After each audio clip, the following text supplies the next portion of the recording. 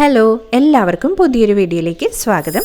ഇന്ന് ഞാനിവിടെ ചായക്കടയിലൊക്കെ കിട്ടുന്ന നാടൻ പലഹാരമായ ചെറുപയർ വെച്ച് തയ്യാറാക്കുന്ന സുഖിയൻ്റെ റെസിപ്പിയാണ് കാണിക്കുന്നത്. അപ്പോൾ അതിനായിട്ട് 2 ഗ്ലാസ് ചെറുപയർ നന്നായിട്ട് കഴുകി കുക്കറിലേക്ക് ഇട്ടെടുക്കുക. അത് നികയ്ക്ക് വെള്ളം ഒഴിച്ചു കൊടുക്കുക. കുറച്ച് ഉപ്പ് കൂടി ഇട്ടിട്ട് കുക്കർ അടച്ച് ഇതൊന്ന് വേവിച്ചെടുക്കാം. ആദ്യത്തെ വിസിൽ വരുന്നത് വരെ ഹൈ ഫ്ലെയിമിലും അതിനുശേഷം ലോ ഫ്ലെയിമിൽ 10 മിനിറ്റും കുക്ക് ചെയ്തെടുത്തു കഴിഞ്ഞാൽ ചെറുപയറിൽ ഒട്ടും വെള്ളം ബാക്കി നിൽക്കാതെ നല്ല പെർഫെക്റ്റായിട്ട് സോഫ്റ്റായിട്ട് വെന്ത് കിട്ടും. കണ്ടോ, ചെറുപയർ ഒരുപാട് അങ്ങ് വെന്തുടഞ്ഞ് പോയിട്ടുമില്ല, എന്നാൽ പാകത്തിന് വെന്തിട്ടുണ്ട്. അപ്പോൾ ഈ ഒരു പാകത്തിനാണ് സുഖിയൻ ഉണ്ടാക്കാനുള്ള ചെറുപയർ വേവിച്ചെടുക്കേണ്ടത്. ഇനി വേവിച്ചെടുത്ത ഈ ചെറുപയർ തേങ്ങയും ശർക്കരയൊക്കെ ചേർത്ത് ഒന്ന് വിളയിച്ചെടുക്കാം. അപ്പോൾ അതിനായിട്ട് 2.5 അച്ച് ശർക്കര കുറച്ച് വെള്ളം ഒഴിച്ച് ഉരുക്കിയിട്ട് അരിച്ച് ചൂടായ ഒരു ഉരുളിയിലേക്ക് ഒഴിച്ചു കൊടുക്കാം.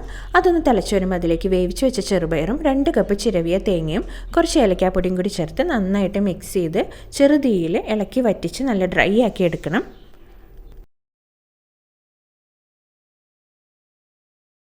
എന്നിട്ടിത് ചൂടാറാനായിട്ട് വെക്കാം. ചൂടാറിയ ശേഷം നമുക്കിത് ചെറിയ ഉരുളകളാക്കി ഒരു പ്ലേറ്റിലേക്ക് വെച്ച് കൊടുക്കാം. ഇനി ഇത് മുക്കി പൊരിക്കാനുള്ള മാവ് റെഡിയാക്കാം. അപ്പോൾ അതിനായിട്ടൊരു ബൗളിലേക്ക് 1.5 കപ്പ് മൈദ ഇട്ട് കൊടുക്കാം.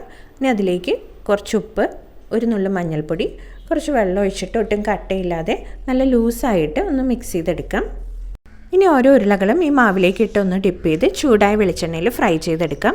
സുഖിയൻ്റെ ഉൾഭാഗമൊക്കെ ഓൾറെഡി കുക്ക്ഡ് ആയതുകൊണ്ട് ജസ്റ്റ് ആ പുറമേയുള്ള കോട്ടിങ് മാത്രം നന്നായിട്ടൊന്ന് വെന്ത് മുരിഞ്ഞ് വന്നാൽ മതിയാവും. അപ്പം നല്ല പെർഫെക്റ്റ് ആയിട്ടുള്ള സോഫ്റ്റ് സുഖിയൻ റെഡി ആയിട്ടുണ്ട്. മറ്റൊരു വീഡിയോയുമായി വീണ്ടും വരാം. Thanks for watching.